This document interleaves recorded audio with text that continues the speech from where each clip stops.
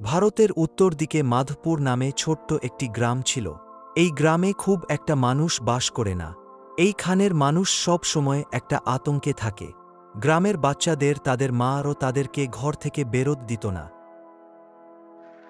একটি ছোট্ট ঘরে কমলা তার দুই মেয়েকে নিয়ে বাস করত। বড় মেয়ের নাম আকাশী। আকাশী ছিল খুবই সৎ ও সাহসী ও ছোট মেয়ের নাম ছিল বাতাসী। বাতাসী ছিল খুবই ভয় পেলু, সব সময় ভয়ে ভয়ে থাকত। একদিন কমলা সন্ধ্যা রাতে তার দুই মেয়েকে বলে উঠে, আমার একটা বাড়িতে কাজ রয়েছে, কাজ করেই আমি ফিরে আসব। তোরা একদম একা একা বাইরে বেরোবি না, আমি না আসলে দরজাও খুলবি না। মা, সন্ধ্যা রাতে তুমি আমাদেরকে ছেড়ে কাজ করতে চলে যাবে? আমার যে খুবই ভয় লাগছে মা। ভয়ের কি আছে রে মা, তোর দিদি তো তোর সঙ্গে সব সময় রয়েছে। আমি না আসা পর্যন্ত তোরা দরজা খুলবি না। আকাশী বাতাসীকে দেখে রাখবি। ঠিক আছে মা, তুমি সাবধানে যেও আর সাবধানে ফিরে এসো। আমি বোনকে দেখে রাখবো।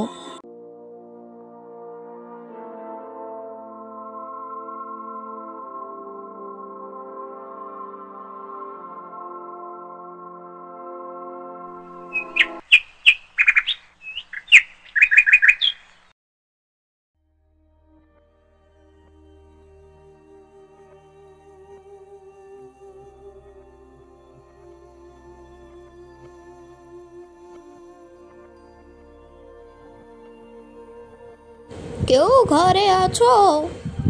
দরজা খোলো, খুব যে বিপদে পড়েছি। কেউ আছো? এত রাতে আবার কে ডাক দেয়? মা কি চলে এলো নাকি? কিন্তু এ তো এক বৃদ্ধা মহিলার মতো গলার স্বর পেলাম। যাই হোক, মা কিন্তু দরজা খুলতে বারণ করেছে। যাই, হেরোকিনটা জেলে নিই, দিদিকে ডাকা যাক। দিদি, এই দিদি, ওঠ না একবার। দিদি, শুনতে পাচ্ছিস? এই দিদি, ওঠ না একবার। কি হয়েছে রে বোন, এখনো তুই ঘুমোসনি? কি জন্য ডাকছিস আমায় এত রাতে? এই দিদি, দিদি, কে যেন একটা দরজা থেকে ডাক দিল, শুনতে পেলি তুই? এক বৃদ্ধ মহিলার গলার স্বর পেলাম। কই, আমি তো কারো গলার স্বর পাইনি। তুই মিছিমিছি ভয় করছিস বোন, ঘুমিয়ে পড়, অনেক রাত হয়েছে।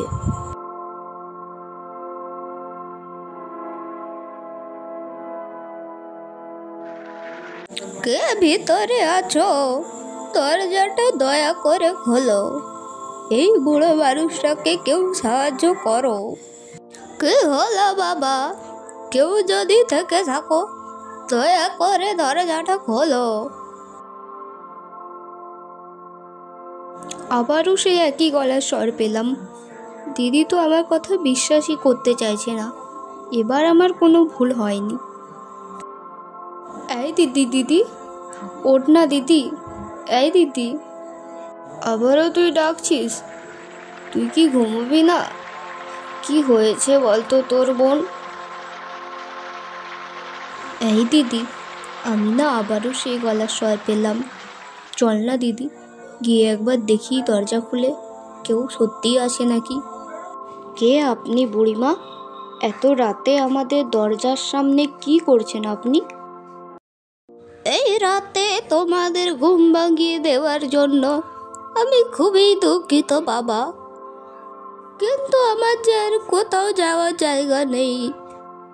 এই বুড়ি মানুষটাকে একটু আশ্রয় দাও বাবা, না হলে যে আমি আমার প্রাণ হারাবো।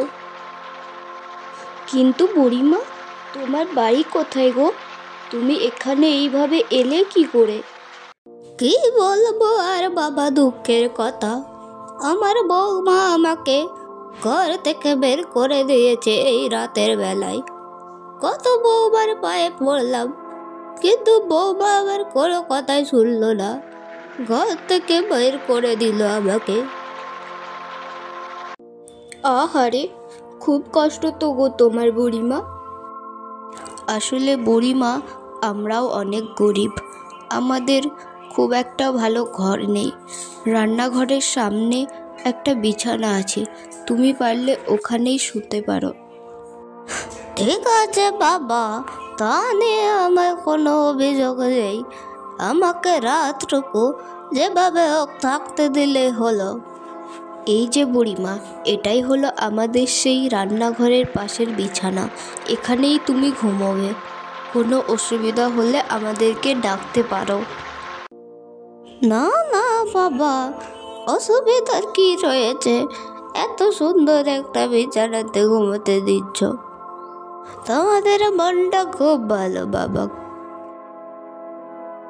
বুড়িমাকে সেই রান্নাঘরে ঘুমোতে দিয়ে দিয়েছি বোন, এখন কোনো কথা না বলে ঘুমিয়ে পড়।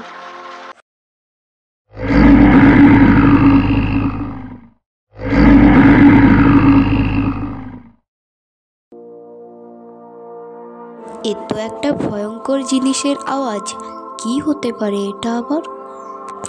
দিদি, এই দিদি, দিদি, কি হয়েছে রে বোন? এই দিদি, তুই কোনো আওয়াজ শুনতে পাচ্ছিস? হ্যাঁ রে বোন, শুনতে পাচ্ছি। এটা শুনে মনে হচ্ছে কোনো ভয়ঙ্কর প্রাণীর আওয়াজের। ভয়ঙ্কর প্রাণী কিভাবে আসবে দিদি এখানে? সেটাই তো বোন, আমার তো মনে হচ্ছে এই আওয়াজটা আমাদের রান্নাঘরের দিক থেকে আসছে। রান্নাঘরের দিক থেকে কিভাবে আসতে পারে দিদি? সেখানে তো বুড়িমা শুয়ে রয়েছে, আমার না খুব ভয় করছে দিদি। মনে সাহস রাখ বোন, ভয় পাওয়ার কিচ্ছু হয়নি। চল একবার রান্নাঘর থেকে দেখে আসি আমরা। এই কথা বলে আকাশী বাতাসী রান্নাঘরে গেল এবং রান্নাঘরে গিয়ে দেখে এক লাল রঙের শাড়ি পরে এক মহিলা তার পাগুলো উনুনে জাল দিচ্ছে। কি ভয়ঙ্কর তার রূপ! চোখ থেকে রক্ত বের হচ্ছে, দাঁতগুলো বাইরে বেরিয়ে যাচ্ছে। এই দেখে আকাশী বাতাসী ভয়ে মূর্ছা যায়।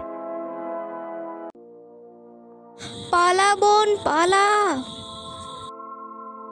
পেতনির ভয়ে ছুটতে ছুটতে আকাশী বাতাসী এক সাধুর দর্শন পায় এবং তারা কিছুটা স্বস্তি বোধ করে। সাধুকে সব খুলে বলে।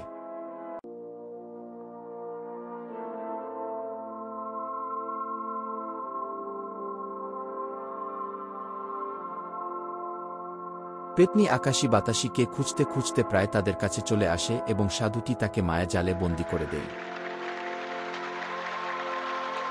ছেড়ে দে আমাকে বলছি, ছেড়ে দে! এই বাচ্চাদেরকে বাঁচিয়ে তুই অনেক বড় ভুল করেছিস। ডাইনি, তোকে আমি সারা জীবনের জন্য এই মায়াজালে বন্দি করলাম। তুই যতই চেষ্টা কর না কেন, এই মায়াজাল থেকে তুই আর রক্ষা পাবি না। ডাইনিকে শেষ করার পর সাধুটির আকাশী বাতাসীকে দেখে খুব মায়া হয় এবং তাদের সাথে এই রকম ঘটনা যাতে আর না ঘটে তাই তাদের সুরক্ষার জন্য সাধুটি তাদের এক হরিণ উপহার দেয় এবং বলে যে আজ থেকে তোমাদের কেউ কোনো ক্ষতি করতে পারবে না, এই হরিণটি তোমাদেরকে সবসময় সুরক্ষিত রাখবে।